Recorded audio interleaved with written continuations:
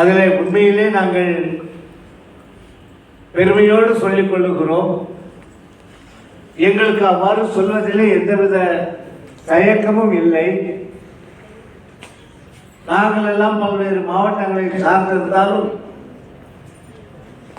எங்களுடைய அந்த மாவட்டங்களிலே அவ்வாறு இல்லை என்ற குறை இருந்தாலும் இதை சொல்லித்தான் ஆக வேண்டும்.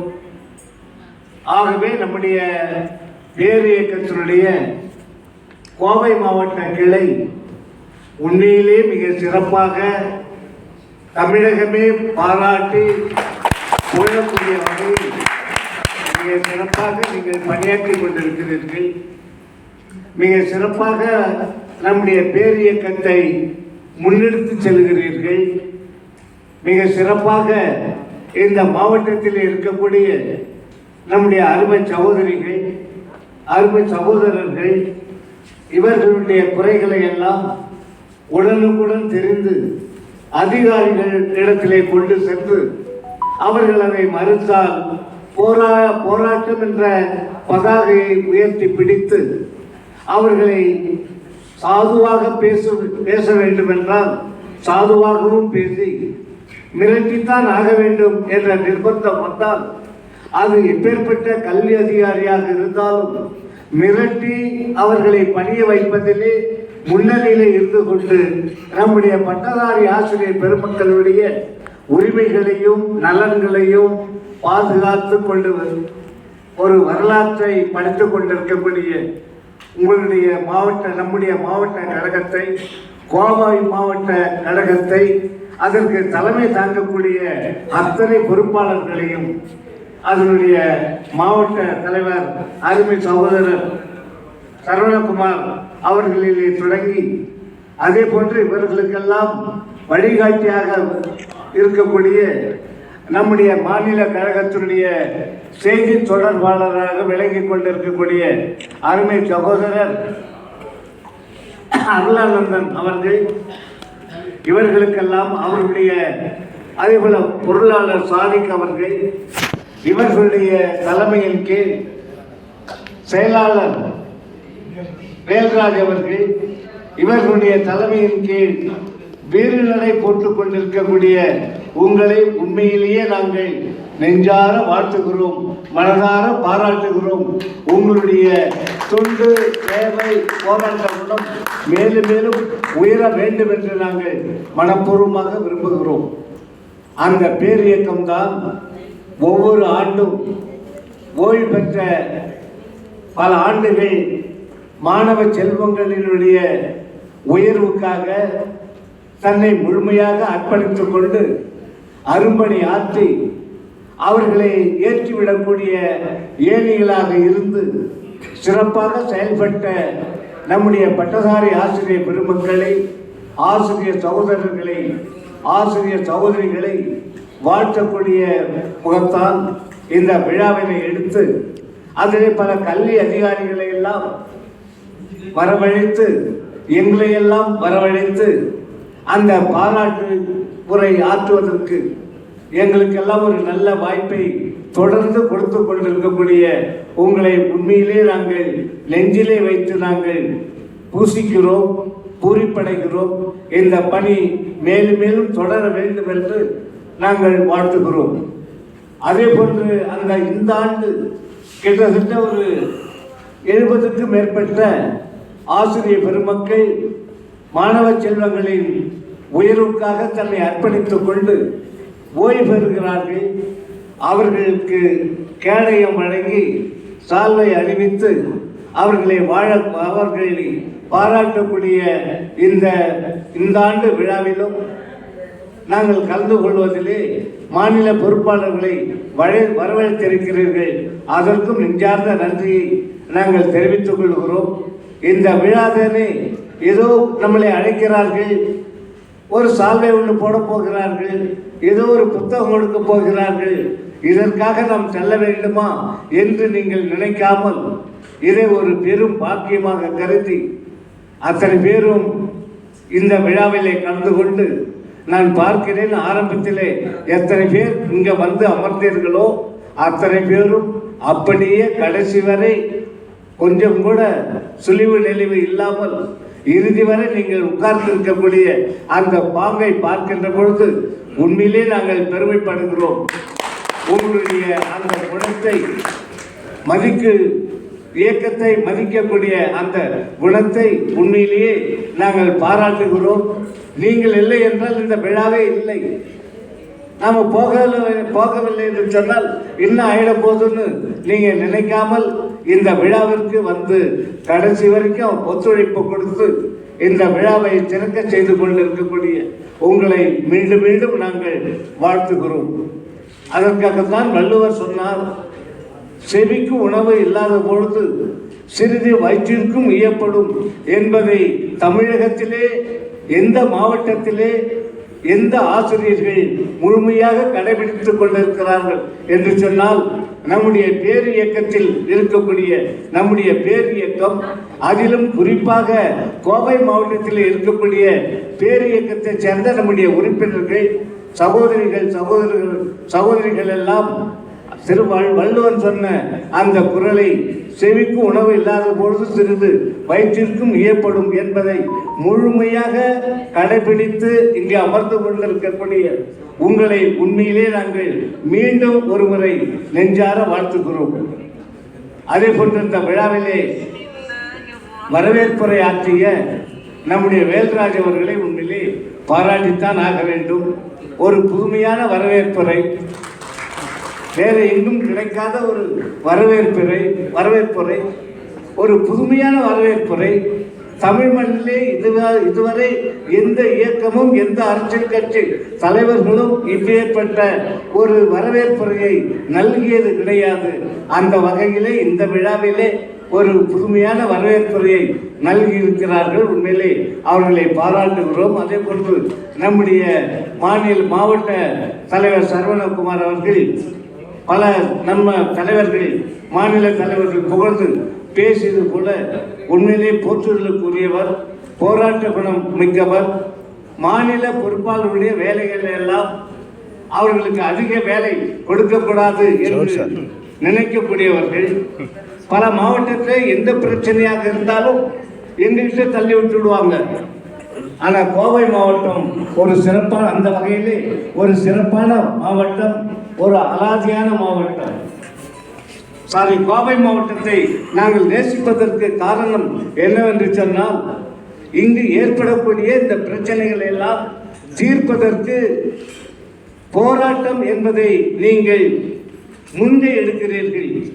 போராட்டத்தின் மூலமாகத்தான் பிரச்சனைகளை தீர்க்க முடியும் என்று எண்ணக்கூடிய தலைமை இந்த கோவை மண்ணிலே இருக்கக்கூடிய நம்முடைய பேர் இயக்கத்தினுடைய மாவட்ட தலைமை. அந்த தலைமைக்கு அந்த குணம் தானாக வந்து விடாது. உறுப்பினர்களுக்கு அந்த குணம் இருந்தால்தான் தலைமை தாங்கக்கூடியவர்களுக்கும் மாவட்ட பொறுப்பாளர்களுக்கும் அந்த குணம் தானாக வரும். ஆகவே அவர்களை வழி நடத்தக்கூடியவர்கள், அந்த போராட்ட குணத்தை அவர்களுக்கு பரிசாக கொடுத்திருக்கக்கூடியவர்கள் யார் என்று சொன்னால், எங்களுக்கு முன்னால் அமர்ந்திருக்கக்கூடிய நீங்கள் தான் அந்த குணத்தை அவர்களுக்கு வழங்கியிருக்கிறீர்கள். ஆகவே அவர்களுடைய தலைமை உரையும் அற்புதமான உரையாக இருந்தது. அதே போன்று நான் ஆரம்பத்தில் முதல்ல சொன்னது போல, இங்கு அந்த பிரச்சனையை அவர்கள் முன்னே எடுப்பார்கள். தீர்த்து வைப்பதற்கு பல கட்ட போராட்டங்களை நடத்துவார்கள். காத்திருப்பு போராட்டம் நடத்துவார்கள், ஆர்ப்பாட்டம் நடத்துவார்கள். இவைகளில் மூலமாக அவைகளுக்கு வெளிச்சம் கிடைக்கவில்லை என்று சொன்னால், தீர்வு கிடைக்கவில்லை என்று சொன்னால், அதற்கு பிறகுதான் எங்களுடைய ஞாபகம் அவர்களுக்கு வரும். அதற்கு பிறகுதான் மாநில கழகத்திற்கு அவர்கள் கொண்டு வருவார்கள். இந்த உணர்வு தான் எல்லா மாவட்டங்களிலும் ஏற்பட வேண்டும் என்று நாங்கள் மனதார விரும்புகிறோம். அதிலே முன்னே எடுத்திருக்கக்கூடியது நம்முடைய கோவை மாவட்டத்தை நாங்கள் நெஞ்சார வாழ்த்துகிறோம். அதே போல் நம்முடைய அருமை சகோதரர் மாநில செய்தி தொடர்பு செயலாளராக இப்பொழுது 24ஆம் தேதி நடந்த மாநில பொதுக்குழுவில் தேர்ந்தெடுக்கப்பட்ட நம்முடைய பாசத்திற்குரிய அருமை சகோதரர் அருளானந்தம் அவர்கள், அவரும் அத்தனை பேரும் நீங்கள் அவருடைய பெருமைகள் எல்லாம் சொல்லியிருக்கிறீர்கள். அதை நாங்கள் உணப்பூர்வமாக உணர்ந்திருக்கிறோம். நல்ல அறிவாளி, சிந்தனையாளர், பேச்சாளர், எடுத்த கௌரவத்தின் எதுவும் பேச மாட்டார், ரொம்ப பொறுமைசாலி. தர்மர் கூட அவரிடத்திலே தோற்று விடுவார். அந்த வகையிலே மிக அத்தனையும் பொறுமையாக கேட்டு சிறப்பாக பணியாற்றக்கூடிய அருளானந்தம் உங்களுக்கு கிடைத்தது. அது உண்மையிலே ஒரு நீங்கள் தட்ட அருள் நீங்கள் என்றுதான் நினைக்கிறேன்.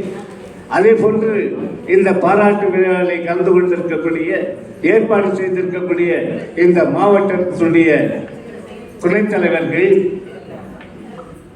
இணை செயலாளர்கள், சட்ட செயலாளர்கள், தலைமை நிலைய செயலாளர், மாநில பொதுக்குழு உறுப்பினர்கள், அதற்கு மேலாக மகளிர் அணி செயலாளர்கள், அதற்கு மேலாக இந்த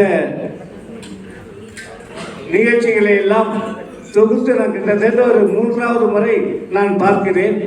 நிகழ்ச்சிகளை தொகுத்து வழங்கக்கூடிய பாசத்திற்குரிய அருமை சகோதரி கவிதா அவர்கள், நீங்கள் எல்லாம் எப்படியோ எனக்கு தெரியாது, ஆனால் கவிதாவினுடைய ரசிகன் நான். அவருடைய அந்த தமிழ் உச்சரிப்பு ஆற்றல் இருக்கிறது, அந்த பாங்கு இருக்கிறது, அருமையாக அதை எடுத்து செல்லக்கூடியது. அது உண்மையிலே அதற்கு நான் அடிமை, அது அவங்களுடைய ரசிகன். நீங்கள் நானே ரசிகர்கள் என்று சொன்னால் என்னை விட நீங்களும் பெரும் ரசிகர்களாக இருப்பீர்கள் என்று கருதுகிறேன். ஆக அதே போன்று இந்த விழாவில் கலந்து கொண்டிருக்கக்கூடிய உங்கள் அத்தனை பேருக்கும் மிக சிறப்பாக பணியாற்றி ஓய்வு பெற்று இருக்கக்கூடிய உங்கள் அத்தனை பேருக்கும் இவர்களை வாழ்த்துவதற்காக இங்கு வருகை தந்திருக்கக்கூடிய பாசத்திற்குரிய நம்முடைய மாநில தலைவர் ஜெயக்குமார் அவர்களே அதே போன்று மிக சிறப்பாக உரையாற்றினார்கள். ஆனால் சுருக்கமாக உங்களை எல்லாம் சீக்கிரம் வீட்டுக்கு வழியை கூட்டி அனுப்ப வேண்டும் என்ற நோக்கத்தின் காரணமாக அவர்களுடைய உரையை சுருக்கி கொண்டார்கள். அதே போலதான் நம்முடைய பொதுச் செயலாளர் அவருக்கே உரிய பாணியில் அவரும் மிக சிறப்பாக உரையாற்றினார்கள். அதே போல் நம்முடைய மாநில பொருளாளர் அருமை சகோதரர் விஜய சாரதி அவர்கள், அவருக்கு உரிய அந்த கம்பராமாயணம்னா அவருக்கு ரொம்ப பிடிக்கும். ஆகவே அந்த கதையெல்லாம் உங்களுக்கு சொல்லி அவரும் நல்ல சிறப்பாக உரையாற்றி இருக்கிறார்கள். அதே போன்று நம்முடைய ரஞ்சித்குமார், ஈரோடு ரஞ்சித்குமார் இப்போ சமீபத்திலே ஒரு விழா அவர்கள் நடத்தினார்கள். இப்போ அருமையாக அந்த மாவட்ட குழு, அந்த மாவட்ட செயலாளரும் வந்திருக்கிறார், முன்னாள் மாவட்ட செயலாளரும் ஈரோடு மாவட்ட செயலாளரும் வந்திருக்கிறார்கள். மிக சிறப்பாக இருந்தது. உங்களைப் போலவே அவர்களும் சலைத்தவர்கள் அல்ல என்று நிரூபிக்கக்கூடிய வகையில் அவர்களும் சிறப்பாக பணியாற்றியிருக்கிறார்கள், பணியாற்றி கொண்டிருக்கிறார்கள் ரஞ்சித்குமார் அவர்களே. அதே போன்று சமீபத்திலே நம்முடைய தேர்தலிலே மாநில தணிக்கையாளராக தேர்வு செய்யப்பட்டிருக்கக்கூடிய நம்முடைய தூத்துக்குடி மாவட்டத்துடைய அங்கு பல பேர் அங்கு கடலிலே மூழ்கி முத்தெடுப்பார்கள். நாங்கள் கடலிலே மூழ்காமலேயே நாங்கள் அங்கு ஒரு முத்தை கண்டெடுத்தோம். அந்த முத்து தான் சிவகுமார் என்ற முத்து. தணிக்கையாளராக அவரை நியமித்திருக்கிறோம். அதே போல அந்த மாவட்டத்திலிருந்து வருகை இருந்திருக்கக்கூடிய அந்த மாவட்டத்தினுடைய தலைவர் அருமை சகோதரர் ஆனந்தராஜ் அவர்கள், அவருடன் வந்திருக்கக்கூடிய அருமை சகோதரர் பொறுப்பாளர்கள், அதே போல திருப்பத்தூரிலிருந்து வந்திருக்கக்கூடிய தேச தலைவர் தேசிங் ராஜா அவர்கள், இன்னும் பல்வேறு ஈரோடு மாவட்டத்திலிருந்து ரஞ்சித் குமார் அவர்களுடன் வருகை தந்திருக்கக்கூடிய அந்த மாவட்ட பொறுப்பாளர்கள், இன்னும் மேடையில் அமர்ந்து கொண்டிருக்கக்கூடிய நம்முடைய முன்னாள் பொறுப்பாளர்கள், தலைமை ஆசிரியர் பொறுப்பாளர்கள், வாசன் ஐக்கியாருடைய மருத்துவர் ஐயா அவர்கள், அத்தனை பேருக்கும் என்னுடைய நெஞ்சார்ந்த நன்றியையும் வணக்கத்தையும் நம்முடைய பேரியக்கத்தின் சார்பாக தெரிவித்துக் கொள்வதிலே நான் பெருமைப்படுகிறேன், வாழ்த்துகிறேன் உங்களை. அதே போன்று நண்பர்கள்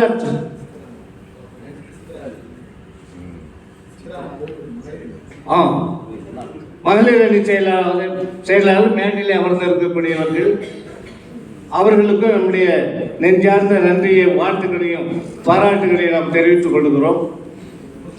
எனக்கு முன்னால் பேசியவர்கள் எல்லாம் மிக தெளிவாக சொன்னார்கள்.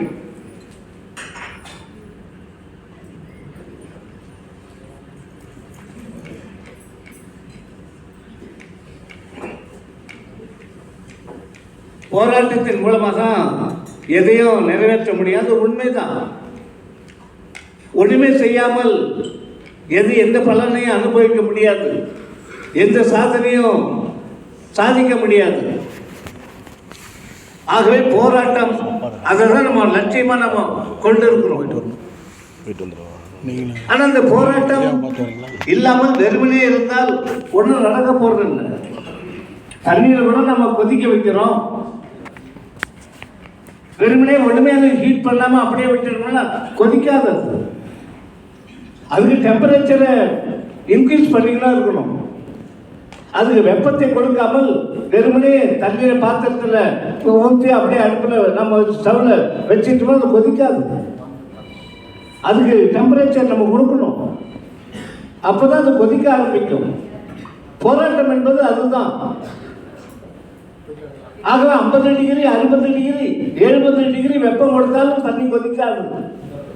100 டிகிரி சென்டிகிரேட் வெப்பம் கொடுத்தால்தான் அது கொதிக்க ஆரம்பிக்கும்.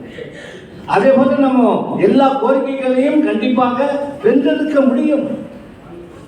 ஆனா வென்றெடுப்பதற்கு நம்ம இந்த வெந்நீரை ஹீட் பண்ற கதையை சொன்ன பாருங்க, அதேதான் நமக்கு இப்போ நம்ம போராட்டம் நடத்துறோம். ஆனால் அது கோரிக்கையை வென்றெடுக்கக்கூடிய அளவுக்கு ஒரு முழுமையான ஒரு சக்தி வாய்ந்த போராட்டமாக அதை நாம நடத்தலை. ஒரு முழுமையான போராட்டமாக நம்ம இணைந்த சக்தியாக அதை நடத்தலை. அப்படி நடத்தணும்னா கண்டிப்பாக அது பலன் அளிக்கும். அதே போல தண்ணீரை குளிர வைத்தாலும் 0 டிகிரி வந்தால்தான் டெம்பரேச்சரை குறைச்சாதான் அது பனிக்கட்டி ஆகும். ஆகவே அதெல்லாம் அதை நம்ம எக்ஸ்டர்னலா இருந்ததை செய்ய வேண்டியது இருக்கு. அப்போ ஒண்ணுமே செய்யாம தண்ணீரை கொதிக்க வைக்கணும்னா அது சாத்தியம் இல்லை. ஆகவே நாம நடத்தக்கூடிய போராட்டங்கள், ஆர்ப்பாட்டங்கள், கண்டன ஊர்வலங்கள், உண்ணாவிரத போராட்டம், காத்திருப்பு போராட்டம், மறியல் போராட்டம், இவைகள் எல்லாம் அந்த தண்ணீரை கொதிக்க வைப்பதற்கு 100 டிகிரி டெம்பரேச்சர் கொடுத்து அதை பபுள் பாயில் ஆகுவதற்கு நாம் அங்க என்ன செய்யணுமோ அதே போல நம்முடைய கோரிக்கைகளை வென்றெடுப்பதற்கு இந்த போராட்டங்களை எல்லாம் நம்ம படிப்படியா செய்வதன் மூலமாகத்தான் நம்முடைய கோரிக்கைகளை வென்றெடுக்க முடியும். ஒரு சில நேரத்தில் நமக்கு பாதுகாப்பாக இருக்கக்கூடியது கூட அதை மீது நம்ம நடவடிக்கை எடுக்க வேண்டியதா இருக்கும். ஐயோ இது வரைக்கும் நமக்கு அது பாதுகாப்பு அளித்தது, அப்ப அதை நம்ம வெறுக்கலாமா, அதை உடைக்கலாமா, அப்படிலாம் பார்க்க முடியாது. முட்டை இருக்குது, முட்டைக்குள்ள இருக்கக்கூடிய கரு, மஞ்சள் கரு உள்ள அந்த கோழி குஞ்சினுடைய கரு இருக்கு. அந்த கருவுக்கு அந்த முட்டையினுடைய ஓடுதான் பாதுகாப்பு. உள்ள இருக்கக்கூடிய அந்த கருவை பாதுகாக்கக்கூடியது எது என்றால் முட்டையினுடைய ஓடுதான். ஆனா அந்த முட்டைய 21 நாட்கள் அடைகாத்த பிறகு அந்த அதுக்குரிய வெப்பம் அடைந்த பிறகு உள்ள இருக்கக்கூடிய அந்த கரு வளர்ந்து கோழி குஞ்சாக மாறுகிறது. அப்ப அந்த கோழி குஞ்சு வெளியே வர வேண்டும் என்று சொன்னால் இதுவரைக்கும் அது எது பாதுகாப்பாக இருந்ததோ அந்த பாதுகாத்து வந்ததோ அதை உடைக்காமல் உள்ள இருக்கக்கூடிய கோழி குஞ்சு வெளியே வர முடியாது. அங்க நம்ம பாவ புண்ணியம் பார்க்க முடியாது. இதுவரைக்கும் நமக்கு பாதுகாப்பு அளித்த அந்த ஓடாச்சே அதை எப்படி உடைப்பது என்று கோழி குஞ்சு நினைத்தால் உள்ள இருக்கக்கூடிய கோழி குஞ்சு வெளியே வர முடியாது. அது வெளியே வர வேண்டும் என்றால் அது ஒரு குஞ்சாக வெளியே வந்து அது மீண்டும் தாய் பறவையாக தாய் கோழியாக வளர வேண்டும் என்று சொன்னால் அதனுடைய சிறு அலகால் மேல இருக்கக்கூடிய அந்த ஓட்டை உடைத்தால்தான் அது முன்னேறி வெளியே வர முடியும். அதேதான் நம்முடைய வாழ்க்கையில் நமக்கு எது எது தடையாக இருக்கிறதோ, நம்முடைய வளர்ச்சிக்கு எது எது தடையாக இருக்கிறதோ அந்த தடையை உடைத்தெறிவதற்கு நாம் ஒருபோதும் தயங்கக்கூடாது என்பதைத்தான் அந்த கோழி முட்டை நமக்கு சொல்லிக் கொடுக்கக்கூடிய வரலாறு. அதே போல விதை இருக்கு. அந்த விதையில் உள்ள இருக்கக்கூடிய பருப்பு விதை இலைகள் சொல்றோம். அதுக்கு பாதுகாப்பாக இருப்பது எது என்று சொன்னால் அந்த விதையினுடைய அந்த மேல் உரை, விதை உரை. அப்ப அந்த விதை உரையை கிழிக்காமல் உள்ள இருக்கக்கூடிய அந்த விதை இலை வளர்ந்து செடியாக வர முடியாது. அது விதையாகவே இருக்க வேண்டும் என்று நினைத்தால் அது அப்படி கடைசி வரைக்கும் அப்படியே தான் இருக்கணும்.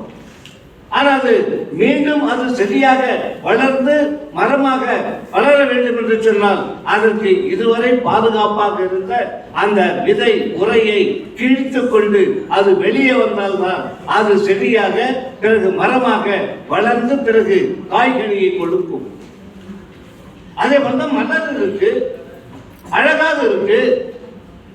அந்த மலர் அழகாக இருக்கிறது என்று அது கடைசி வரைக்கும் அது மலராகவே இருக்கட்டும், பூவாகவே இருக்கட்டும் என்று நினைத்தால் நமக்கு காயும் கிடைக்காது, கனியும் கிடைக்காது. அப்ப நமக்கு காய் கிடைக்க வேண்டும் என்றால், அந்த காய் கனியாக மாற வேண்டும் என்று சொன்னால் ஒன்று மறைய வேண்டும். அந்த மறைவில் இருந்து அதன் அழிவில் இருந்துதான் இன்னொன்று முளைத்து வரும். இதுதான் சமுதாயம். அதே போன்று இன்னைக்கு இருக்கக்கூடிய ஆரம்ப காலத்திலிருந்து பாருங்க, சமுதாயம் எப்படி இருந்தது? அடிமை சமுதாயம் இருந்தது. அதற்கு பிறகு நிலப்பிரத்துவ சமுதாயம். அதே போல சமுதாயம் பல மாற்றங்கள் அடைந்து கொண்டே வருது, பல வளர்ச்சிகள் அடைந்து கொண்டே வருது. ஒன்று மறைந்து இன்னொன்று ஏற்படுகிறது. இது இயற்கை, நிலையானது எதுவும் இல்லை. இன்னைக்கு கொடி கட்டி ஒரு அரசாங்கம் கொடி கட்டி பறக்குதுன்னா இது கடைசி வரைக்கும் அப்படியே கொடி கட்டி பறக்காது. ஐயோ இது நம்மால ஒண்ணுமே பண்ண முடியாது, வீழ்த்த முடியாது, இது இப்படியே தான் இருக்கும், நம்ம அதை அடங்கி ஒடுங்கிதான் போகணும், அது போன்ற எண்ணங்கள் அருள் கொண்டு நம்முடைய உள்ளங்களில் கொஞ்சம் கூட துளிர்விடக்கூடாது. எல்லாம் மாறக்கூடியது, எல்லாம் மாற்றத்திற்கு உரியது. நேற்று இருந்தது போல் இன்று நாம் இல்லை. இந்த கூட்டத்திற்கு வருவதற்கு முன்னால் நீங்கள் எப்படி இருந்தீர்களோ அதே போன்று இந்த கூட்டத்தை விட்டு வெளியே செல்கின்ற பொழுது நீங்கள் இல்லை. உங்கள் உள்ளங்களிலே பல மாற்றங்கள் கண்டிப்பாக ஏற்படும். இது மனித இயல்பு. ஆகவே நம்ம எதற்கும் அஞ்சாமல் பயப்படாமல் துணிந்து நிற்க வேண்டும். எந்த சவாலாக இருந்தாலும் அதை எதிர்த்து நிற்க வேண்டும். பல நண்பர்கள்லாம் சொன்னாங்க, பல நாள் போராடணும், ஜெயிலில் இருக்கோம், அப்படியே வாழ்க்கை ஸ்தம்பித்து விட்டதா? இல்லையே. 40 நாள் நான் ஜெயிலில் இருந்தோம், அட்ஜஸ்ட் வச்சு 40 நாள் ஜெயிலு. 41வது நாள் வெளியே விடுகின்ற பொழுது நான் பல கூட்டத்தில் சொல்வதுதான், தேம்பி தேம்பி அழுதுதான் வந்தேன். அவங்க 40 நாள் சுகபோகமா இருந்த வாழ்க்கையை பறிச்சு வெளியே அனுப்புறானுங்களே, இவனுங்களை நல்லா இருப்பானுங்களா? உண்மையிலே அதே உணர்வு தான். ஜெயில அவ்வளவு சுகபோக்கம். காலையில் எழுந்தா ரோல் கால் எடுப்பான். நம்ம ஊர்ல நம்ம வீட்டுல அப்படி போகுங்களா? காலையில 6 மணி ஆச்சுன்னா எது வருதோ வரலையோ அருமையான டீ கொண்டு வந்து கொடுப்பாங்க. நான் உண்மையிலே சொல்றேன், அந்த ஜெயில 40 நாள் குடிச்ச டீ இருக்கு பாருங்க, அது போல டீயை இது வரைக்கும் நான் எங்கேயும் சாப்பிட்டேன்.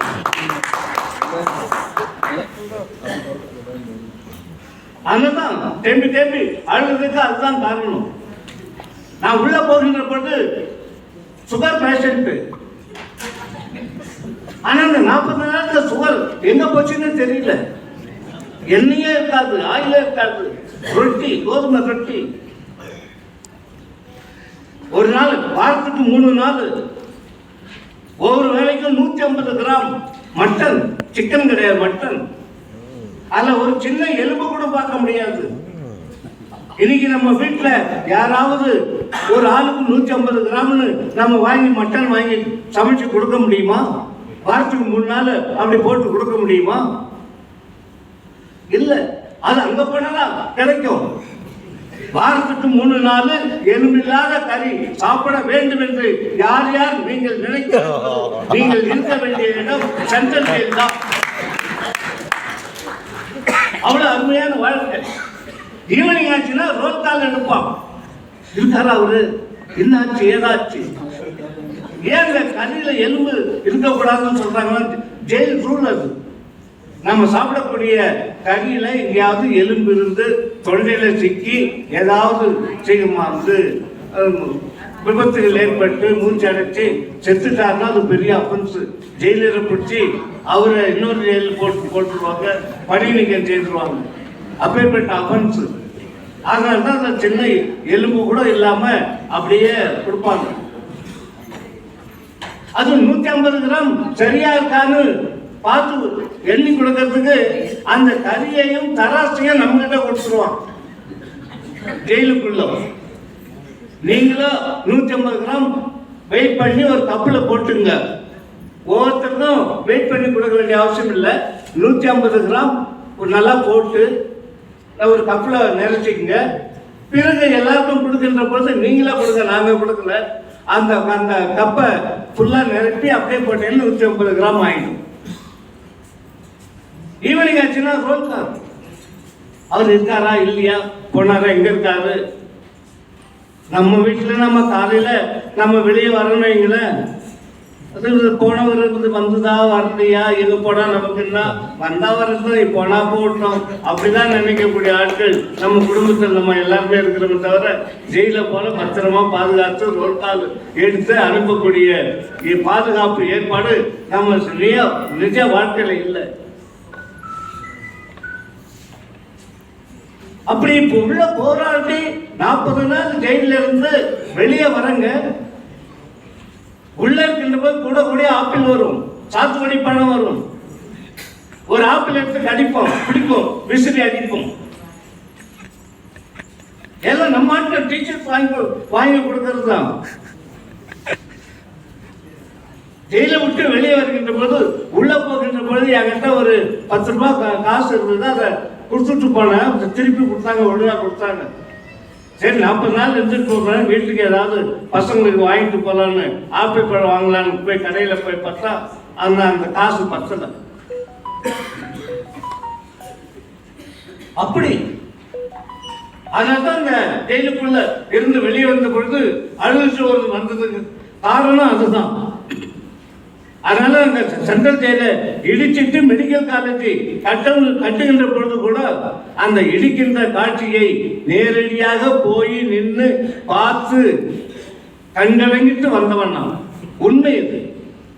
40 நாள் நமக்கு புகலிடம் கொடுத்த இந்த ஜெயில பாவிங்க இடிக்கிறாங்களே, ஆனால் அதே நேரத்தில் ஒரு மெடிக்கல் காலேஜ் வருகிறதே என்ற நம்பிக்கை அது ஒரு உள்ளுக்குள்ள ஒரு உணர்வு, நல்ல உணர்வு இருந்தாலும் அந்த ஏக்கம் விடலை. வெளியே வந்த பிறகு என்ன ஆச்சுன்னா 40 நாள் சம்பளம் ஒரு பைசாவுடன் குறைக்கல. ஜீவோ போட்டார் எம்ஜிஆர். என்ன ஜீவோ போட்டார்னா, அவங்க ஜெயிலில் இருந்தாலும் வேலைத்தில் இருந்தாலும் அந்த பீரியடை நாங்கள் டியூட்டி பீரியடாக கருதுகிறோம். டியூட்டி பீரியடாக கருதுகிறோம்னா என்ன அர்த்தம்? நான் ஜெயிலில் அங்கே இருந்த பாருங்க, அப்போ நான் டியூட்டி செய்தேன். ஜெயிலில் இருந்த பீரியட கூட டியூட்டி பீரியடாக கருதி 40 நாள் சம்பளம் கொடுத்து வாங்கணும். எம்ஜிஆர் மனமிறங்கி கொடுக்கவில்லை. நம்முடைய போராட்டத்துடைய வீழ்ச்சி தான் அவரை அப்படி பண்ண வைத்தது. இது அப்படியே விட்டோம்னா கண்டிப்பாக அது ரிஃப்ளெக்ட் ஆகும், பாதிக்கும், பெரிய பாதிப்பை உண்டாக்கும் என்று உணர்வுடைய அடிப்படையில் தான் 40 நாள் ஜெயிலில் இருந்த அந்த நாட்களை கூட டியூட்டி பீரியடாக நம்ம கருதி சம்பளம் கொடுத்தது. ஹஸ்பண்ட் அண்ட் ஒய்ஃப் 2 பேர் ஜெயிலுக்கு வந்திருந்தா வந்தாங்க. அப்படியே அந்த 40 நாள் சம்பளம் 2 பேரும் வாங்கி என்ன பண்ண, எல்லா சாப்பாடு செஞ்சு ஜெயிலு பார்த்துக்கிட்ட அந்த 40 நாள் சம்பளத்தை வாங்கி எஃப்டியில போடக்கூடிய அளவுக்கு அவங்க முன்னேறி இருந்தார்கள். அவன் போராட்டம்னா பயப்பட வேண்டிய அவசியம் இல்லை. அப்பயே இவ்வளவு வசதிகள் ஜெயிலன்னா இப்ப நம்ம ஜெயிலுக்கு போனோம்னு வச்சுங்களேன், வெளியே வர மாட்டோம். அவன் பிடிச்சி கழுத பிடிச்சி தந்தாங்களோ நான் போக மாட்டேன்னு சொல்லுவோம். அந்த அளவுக்கு இப்ப ஜெயில நல்ல சீர்திருத்தங்கள்லாம் பண்ணி வச்சிருக்கு. ஆகவே நம்ம கோரிக்கைகளை வென்றெடுப்பதற்கு போராட்டங்கள் தீவிரமாக வருகின்ற பொழுது யாரும் தயங்கக்கூடாது. ஜாம் ஜாம் என்று வீர நடை போட்டு நான் முந்தி நீ முந்தி என்று நீங்கள் போட்டி போட்டுக் கொண்டு அந்த போராட்டத்தை கலந்து கொள்வதற்கு நீங்கள் தயாராக இருக்க வேண்டும். நீங்கள் மட்டும் தயாராக இருந்தால் போராட்ட உங்களை சுற்றி உங்களுடைய பள்ளியிலே இருக்கக்கூடிய ஆசிரியர் பெருமக்களையும் தயார்படுத்த வேண்டும் என்று அன்போடு கேட்டுக்கொள்கிறேன்.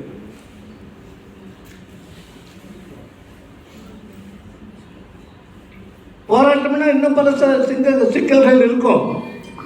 இன்கிரிமெண்ட்டை கட் பண்றேன்னு சொல்லுவோம். எனக்கு கூட 2 இன்கிரிமெண்ட் கட் பண்ணாங்க. அது எப்படி? வித்தவுட் குமுலேட்டிவ் எஃபெக்ட் இல்லை, with cumulative effect. 2 increment with cumulative effect cut பண்ணா உங்களுக்கு விளைவு தெரியும். பென்ஷன் கடுமையா பாதிக்கும். லைஃப் லாங் வரும். அது கடைசி வரைக்கும் 2 வருஷம் பின்னால வேலைக்கு சேர்ந்ததாப்பல்ல.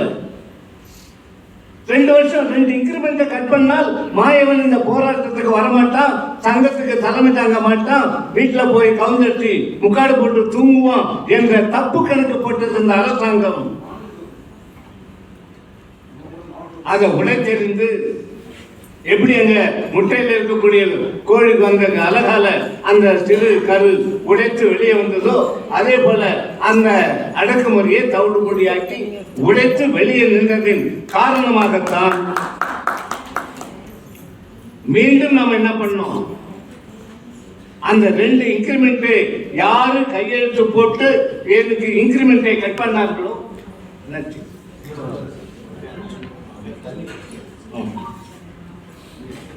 அதே கையால் அந்த 2 இன்கிரிமெண்ட்டையும் நாங்கள் திருப்பி கொடுக்கிறோம் என்று திருப்பி ஆர்டர் போட்டு வாங்கியதுதான் நம்ம. இது வரைக்கும் பாருங்க, எந்த போராட்டத்திலேயாவது நம்ம சம்பள இழப்பு பெற்றிருக்கிறோமா? இல்ல.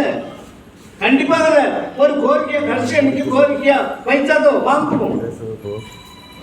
அதே போலதான் இன்னைக்கு நம்முடைய அந்த பழைய பென்ஷன் திட்டத்தை கண்டிப்பாக நாம் பெறுவோம் என்ற நம்பிக்கை நமக்கு உறுதியாக இருக்கிறது. அதை நோக்கி நாம் வீர நடை போட வேண்டும்.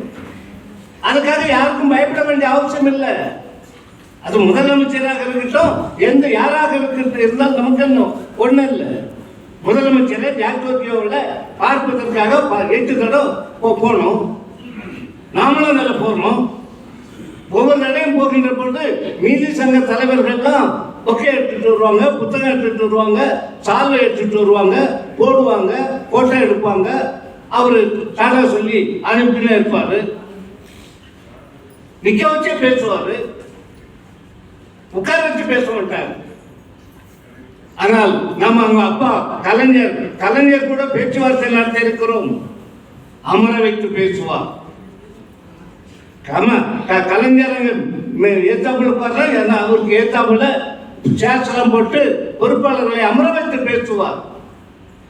கோரிக்கை என்னன்னு கேட்பாரு. அதற்கு பிறகு எம்ஜிஆர் கூட அப்படிதான் உட்கார்ந்து பேசணும், நிக்க வச்சு பேசல. எம்ஜிஆருக்கு பிறகு ஜெயலலிதா அம்மையார் வந்தார்கள், அவங்க கூட உட்கார்ந்து பேசணும். இன்னும் அவங்க கூட உரிமையோட அவங்க உட்கார்ந்துருக்காங்க. ஒரு டேபிள், அந்த டேபிளுக்கு அடுத்து நமக்கு சேர்த்து அந்த நம்ம கையை 2 கையும் அந்த அம்மா அந்த பக்கத்தில் அந்த அம்மா டேபிள் மேல கையை வச்சு உட்கார்றாங்க. நாம இந்த பக்கம் அதே டேபிள்ல கையை போட்டு உட்கார்ந்துட்டு இருக்கோம். அவங்க பல சலுகைகளை கொடுத்தாங்க, பறிக்கப்பட்ட உரிமைகளை பலது கொடுத்தாங்க. நீங்க அடிக்கடி இனி வரலாம், யாரையும் கேட்க வேண்டியதில்லை, நேரடியா நீங்க என்னை வந்து பார்க்கலான்னு சும்மா சொன்னாங்க பேச்சு கட்டிக்கு. அதுபோல எல்லா முதலமைச்சர்களும், நாட்டில் இருந்த முதலமைச்சர்கள் அத்தனை பேரும் பேச்சுவார்த்தை என்று சொன்னால் அமர்ந்து பேசுவதுதான் பேச்சுவார்த்தை. ஆனா நம்முடைய நாமெல்லாம் கஷ்டப்பட்டு உயிரை கொடுத்து போஸ்டல் ஓட்டெல்லாம் போட்டு இவரை நாம அமர வச்சோம் பாருங்க முதலமைச்சராக. தமிழ்நாட்டிலேயே முதலமைச்சராக வந்தவுடன் மு.க. ஸ்டாலின் அவர்கள் முதலமைச்சராக பதவி ஏற்கிறார் 2021. 2022 ஒரு வருஷம் கூட பூர்த்தி ஆகல. தமிழ்நாட்டிலேயே முதலில் முதலமைச்சருடைய நிவாரண நிதிக்கு இந்த கொரோனா அதனால அரசுக்கு ஏற்பட்ட இழப்புகளை ஈடுகட்டுவதற்காக நம்முடைய பேர் இயக்கம் தான் 33 லட்சம் ரூபாயை வசூல் பண்ணி செக்கா ஒன்று போட்டு அவர் கையில கொடுத்து, அந்த போட்டோலாம் இருக்கு, முரசொலிலாம் வந்தது. எந்த சங்கமும் செய்யல. பல சங்கங்கள் நம்மள திட்டாங்க, நீங்களே தவறான முன்னுதாரணம் காமிச்சிருக்கிறீங்களே, நீங்க கொடுத்தா நாங்களா எங்ககிட்டே அப்படி எதிர்பார்ப்பாங்களேன்னு. இல்ல, நாங்க விரும்பி கொண்டு வந்த அரசாங்கம் இது. போஸ்டல் பேலட்டுக்கு ஹைகோர்ட்ல கேஸ் போட்டு நாம யார் யார் எலெக்ஷன் டியூட்டியில ஆசிரியர்கள் அரசு போகிறார்களோ அவர்களுக்கு சரியான முறையில் வாக்களிக்க முடியாது. எலெக்ஷன் டியூட்டியில் போறவங்களுக்கு ஒரு 10-20% 30% ஆட்கள் தான் ஓட்டு போட முடியும். மீதி பேரு பேலட் பேப்பரை கொடுக்க மாட்டாங்க. ஆனால் இந்த தடவை அப்படி விடக்கூடாது. ஏடிஎம்கே கவர்மெண்ட்டை வீட்டுக்கு அனுப்பணும், ஸ்டாலினை முதலமைச்சராக ஆக்க வேண்டும் என்று கங்கணம் கட்டி கொண்டுதான் நாம் ஹைகோர்ட்ல கேஸ் போட்டோம். டெல்லியில் இருக்கக்கூடிய அந்த எலெக்ஷன் கமிஷனுக்கு லட்சம் அனுப்பணும். டெல்லியில் இருக்கக்கூடிய எலெக்ஷன் தலைமை கமிஷனருக்கு அங்கிருந்து ரிப்ளை வருது. நம்ம என்ன லெட்டர் அனுப்பணும்? எலெக்ஷன் டியூட்டியில் ஈடுபடக்கூடிய ஆசிரியர்கள், அரசு ஊழியர்கள் யாராக இருந்தாலும் அவர்களுக்கு எங்களுக்கு நீங்க என்ன பண்ணணும்னா, அந்த எலெக்ஷன் நடக்கிறதுக்கு முன்னாலேயோ அல்லது எலெக்ஷன் நடந்த பிறகோ நாங்க வாக்களிப்பதற்கு எங்களுக்கு சிறப்பு பூத்து அமைச்சு கொடுக்க வேண்டும். அப்பதான் நாங்க அத்தனை பேரும் வாக்களிக்க முடியும். இதுதான் நம்முடைய கோரிக்கை. டெல்லிக்கு அனுப்புறோம், தமிழ்நாட்டில் இருக்கக்கூடிய எலெக்ஷன் கமிஷன் தலைவருக்கு அனுப்புறோம். டெல்லியில இருந்து பதில் வருது, நீங்க ரொம்ப காலம் கடந்து கோரிக்கை வைக்கிறீங்க, இப்ப சாத்தியம் இல்லை, அடுத்த முறை நாங்க பார்த்துக்கிறோம், உங்களுடைய கோரிக்கை நியாயம்தான். டெல்லியில இருந்து நம்முடைய சங்க அலுவலகத்திற்கு சைதாப்பேட்டைக்கு தபால் ரெஜிஸ்டர் தபால்ல வருது. அதனால விடல, இதெல்லாம் உங்களுக்கு தெரிஞ்சிருக்க சொல்லல. நம்ம அதிகமா மீண்டும் என்ன பண்றோம், ஹைகோர்ட்ல கேஸ் போடுறோம். அங்க இருந்து பதில் வந்தது, எங்களுக்கு திருப்தி இல்லை, எங்க ஆசிரியர்கள், அரசு ஊழியர்கள், எலெக்ஷன் டியூட்டியில ஈடுபடக்கூடியவர்கள், அவங்களுக்கு ஃபண்டமெண்டல் ரைட்டு எலெக்ஷன்ல ஓட்டு போடணும், இதுக்கு வாய்ப்பு பறிக்கப்படுகிறது, நீங்க தான் தலையிட்டு அதுக்கு சொல்லி எங்க கோரிக்கை ஏற்க வைக்க வேண்டும் என்று அங்க கேஸ் போடுறோம்.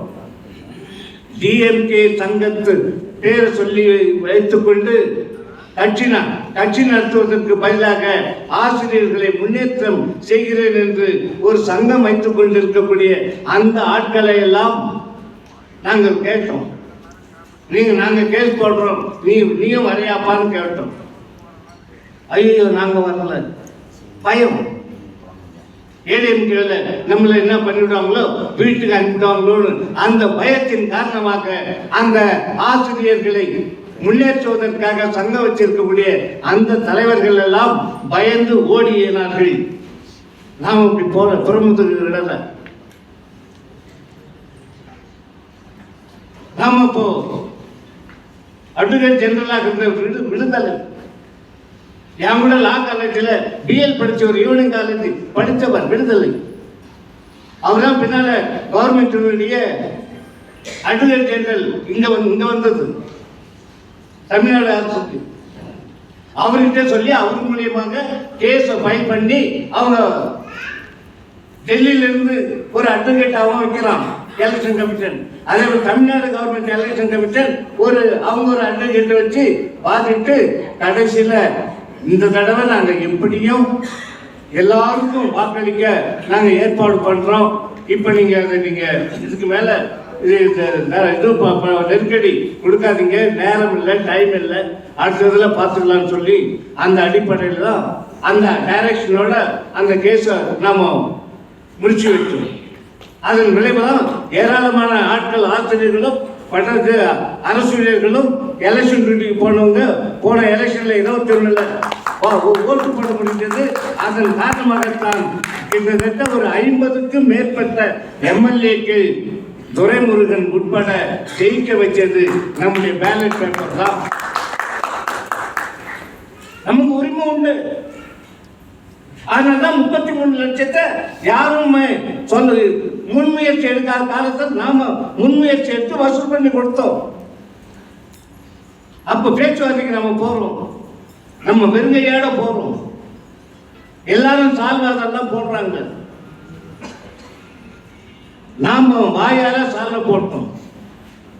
என்ன சொன்னோம்? முதலமைச்சர் கிட்ட நேரடியா சாலைகிட்டே சொன்னோம், முதல்வர் அவர்களே, சட்டசபையில நீங்க உட்கார்ந்து இருக்கிறீங்க, உங்களுடைய நிதி அமைச்சர் மதுரை பழனிவேல் தியாகராஜன் உங்க நிதி அமைச்சர் உங்களை வைத்துக்கொண்டே தமிழ்நாட்டில் பழைய பென்ஷன் கொடுப்பதற்கு சாத்தியமே இல்லை என்று சொல்லுகிறார்.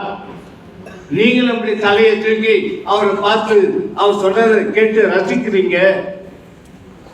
எப்படி நீங்க தான் அனுமதிச்சீங்க? நீங்க ஆட்சிக்கு வந்தால் நாங்க பழைய பென்ஷன் திட்டத்தை அமல்படுத்துவோம் என்று சொன்ன நீங்க உங்களை வைத்துக் கொண்டே உங்களுடைய நிதியமைச்சர் சட்டசபையில பேசுகிறார் என்று சொன்னால் நீங்கள் எப்படி அனுமதித்தீர்கள்? இந்த கேள்விதான். அவரை வைத்துக் கொண்டு நாம நேரடியாக அவர்கிட்ட பேசணும். இதுக்கு சாட்சி யாருன்னா நம்முடைய கல்வி அமைச்சர் அன்பில் பொய்யமொழி இருக்காரு. அடுத்து நம்முடைய பழைய கல்வி அமைச்சர் இப்ப நிதி அமைச்சராக இருக்கக்கூடிய தங்கம் தென்னரசு அவர் இருக்காரு. அவர்களை வைத்துக் கொண்டுதான் பேசணும். அவர் அப்படியே ஒரு முகம் மாறி போச்சு அவருக்கு, முதலமைச்சருக்கு. இதே நிலை நீடித்தால் அவர்கிட்ட இன்னும் சொல்றோம், இதே நிலை நீடித்தால் நாமெல்லாம் கஷ்டப்பட்டு உருவாக்கிய உங்களுடைய ஆட்சியை கவிழ்ப்பதற்கு, ஊத்தி மூடுவதற்கு அவர் ஒருவரே போதும். நம்ம அவர்கிட்ட மாலையாக கொடுத்தது இதுதான். பூங்கொத்தா கொடுத்தது இந்த கொத்தை தான் அவருக்கு பூங்கொத்தா நாம கொடுத்தோம். அதனுடைய விளைவுதான் உங்களுக்கு தெரியும். பழனிவேல் தியாகராஜன் அந்த நிதி அமைச்சர் பொறுப்பிலிருந்து நீக்கப்பட்டது உங்களுக்கு தெரியும். அது மட்டும் போதாது, அதுக்கு பிறகு நம்ம சந்திக்கிறோம் அவரை. அதுக்கு முன்னால சந்திக்கின்ற பொழுது எல்லாரும் போட்டோ எடுப்பாங்க, என்னையும் போட்டோ எடுப்பாங்க. அவங்களுடைய முரசொலியில் வரும். ரெண்டாவது இன்னொரு தடவை சந்திக்கின்ற பொழுதும் இன்னும் நீங்க எங்களுடைய கோரிக்கை நிறைவேற்றவே இல்லை, நீங்க பேச்சுவார்த்தைன்னு சொல்லி சும்மா அதெல்லாம் மரியாதை மாற மரியாதை அதெல்லாம் வாங்கிட்டு போறீங்க. நீங்க நீங்க வாயை திறந்து ஒண்ணு அதை நிறைவேற்றுவேன் நிறைவேற்ற மாட்டேன் என்று ஒண்ணுமே சொல்ல மாட்டீங்க மாண்பு முதல்வர் அவர்களே என்று சொன்ன பொழுது அதை அப்படியே தலையாட்டின்னு அப்படியே போனாரு. அந்த சமயத்துல எல்லாரும் போட்டோ எடுத்தாரு, என்ன போட்டோ எடுத்தாரு? ஏன்னா அப்படி கேள்வி கேட்கறதா நமக்கு தெரியும். இப்படி கேள்வி கேட்பதால் நம்மளை ஒண்ணு பண்ண முடியாது,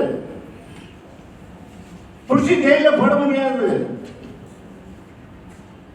எந்த செக்ஷன்லயாவது ஐபிசியில் ஏதாவது செக்ஷன்ல போட்டு உள்ள தள்ளுவதற்கு வாய்ப்பு இல்லை. ஏன் என்றால் நாம நியாயமான கேள்வியை நம்ம தான் கேட்கிறோம். இது வரைக்கும் நம்ம அவரை பார்க்கலாங்க, உட்கார்ந்து பேசதான் இல்லை. மொத்தம் ஒரு 30 பேர் இப்ப இந்த குழு அமர்ந்து 80 பேர், ஒரு சங்கத்துக்கு 2 பேர் 40 சங்கத்தை கூப்பிடுறாங்க. 80 பேர் வச்சு பேச முடியுது. ஒரு 30 பேரை வச்சு அவர் முதலமைச்சர் பேச முடியாதா? வாய் திறந்து இன்னி வரைக்கும் அவர் சொல்லல. அதனால்தான் அவர் மேலே நமக்கு அவ்வளவு கடும் கோபம் வருவதற்கு காரணம் அதுதான். அவரை சாடுவதற்கு காரணம் அதுதான்.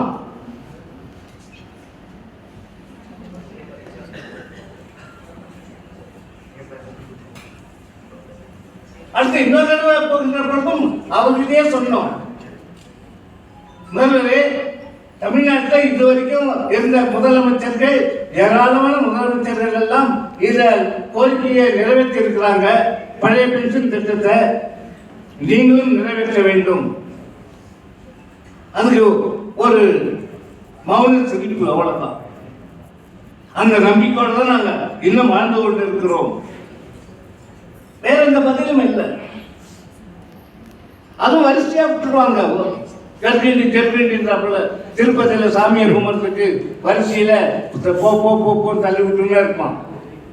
அதே போல ஒவ்வொருத்தரும் ஆக்டிவிட்டியாவில் இருக்கக்கூடிய ஒவ்வொரு பொறுப்பாளரும் வரிசையா நின்று அவர்கிட்ட பார்த்து போட்டோ எடுத்துக்கிட்டு போ. ஒரு ஸ்டேஜில் நம்ம அந்த முதலமைச்சரை நம்ம பேசணும் பாருங்க. முதல்ல சொன்னேன், இதே நிலைமை நீடித்தால் நம்ம கஷ்டப்பட்டு கொண்டு வந்த ஆட்சியை ஊற்றி மூடுவதற்கு நம்ம நிதி அமைச்சரே போதும்னு சொன்னோமே. அதை பேசிட்டு கல்வி அமைச்சரை மீண்டும் அவர் அதுக்குள்ள அவர் ரூமுக்கு வந்துட்டார். அங்க மீட் பண்றதுக்கு அவர் போறோம். ஆனா கல்வி அமைச்சருக்கும் பழனிவேல் தியாகராஜனுக்கும் என்ன டேம்ஸ் சரியில்லைன்னு நமக்கு தெரியாது. அவங்களுக்குள்ள என்ன வாதம் நமக்கு தெரியாது. நாம உள்ள போறோம். கல்வி அமைச்சர் நான் 20 பேர்ல பொறுப்பாளர்கள் ஒருங்கிணைப்பாளர்கள் உள்ள போறோம். கடைசியில் நான் வரேன்.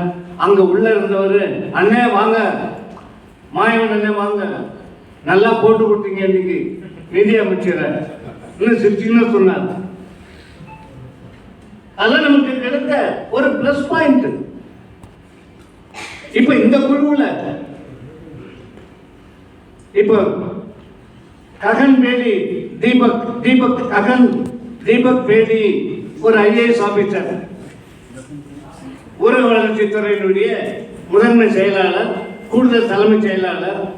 அவர்ல நம்ம சங்கத்துக்கு அழைப்பு வந்திருக்கு. நம்ம சங்கம் 4ஆம் தேதி, இந்த 4ஆம் தேதி நம்ம மாநில தலைவர் ஜெயக்குமாரும் பொதுச் செயலாளர் குமரேசன் அவர்களும் 2 பேரும் கலந்து கொள்ள வேண்டும் என்று நம்ம முடிவெடுத்து அவங்க 2 பேரையும் அனுப்புறோம். ஏன் நீங்க போனோன்னு கேட்கலாம். நான் அந்த குழுவை 2 தடவை நான் மீட் பண்ணியாச்சு. முதல் நாள் கூட்ட குழுவில் STF இந்திய பள்ளி ஆசிரியர் கூட்டமைப்புக்கு அழைப்பு வந்தது. அதுல நம்ம STF சார்பாக நானும் இன்னொருத்தரும் போனோம். அதுல நம்ம தெளிவா அங்க சொன்ன அவங்க கிட்ட தெளிவா சொல்லியிருக்கோம். அடுத்து அன்னைக்கு அந்த முதல் அழைப்புல ஜாக்டோஜியோவுக்கு அழைப்பு இல்லை, பல்வேறு சங்கங்களுக்கு முதல் அழைப்பு இல்லை. தியாகராஜன் சங்கத்துக்கு ஆசிரியர்களை முன்னேற்றுவதற்காக வந்திருக்காருன்னு சொல்லுமே, அந்த சங்கத்துக்கும் முதல்ல அழைப்பு கிடையாது. அதுக்கு பிறகு நம்ம எல்லாம் சொன்ன பிறகு முதல் நாள் நான் சொன்ன பல சங்கங்கள்லாம் விடுபட்டு போயிருக்குதுங்க. ஜாக்டோஜியோவுக்கு நீங்க அழைப்பு அனுப்பல. நம்ம விசிட்டிங் கார்டை அந்த ககன் சார் கிட்ட கொடுத்து, ஏன்னா நம்ம பேசினா அவர் உன்னிப்பா பார்த்து ரசிச்சார். அவர் நம்ம பக்கமே கடைசி வரைக்கும் திரும்பி இருந்தார். அப்ப நம்ம மேல ஒரு லைக்கிங் அவருக்கு இருக்குன்னு தான் அவர் கடைசியா மீட் பண்ணி எங்க சங்கத்துக்கு அழைப்பு வரல, ஜாக்டோஜியோவுக்கு அழைப்பு வரல, இன்னும் பல சங்கங்களுக்கு அழைப்பு வரல சொன்ன பிறகுதான் உங்க கார்டு இருந்தா கொடுத்துட்டு போங்க, நாங்க அனுப்புறோம்னு சொன்னோம். உடனே கார்டு கொடுத்தோம். அதை வாங்கி பக்கத்தில் இருந்த அவர்கிட்ட இன்னொரு மெம்பர் கிட்ட கொடுத்தாரு.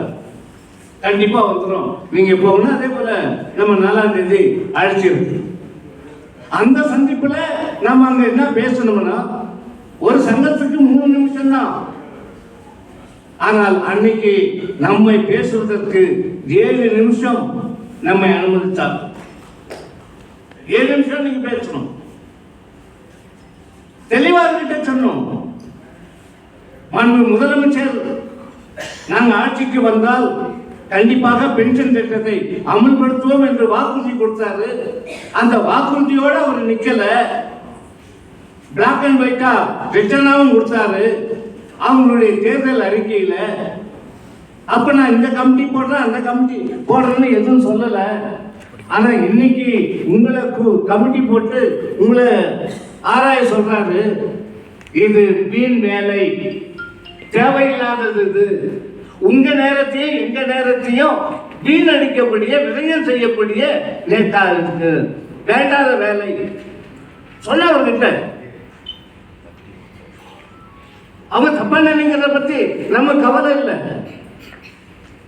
அப்படி சொல்லிட்டு இந்த குழு போட வேண்டிய அவசியம் என்ன? இந்த குழுவின் நோக்கம் என்ன? 3 பென்ஷன் திட்டம் இருக்கு.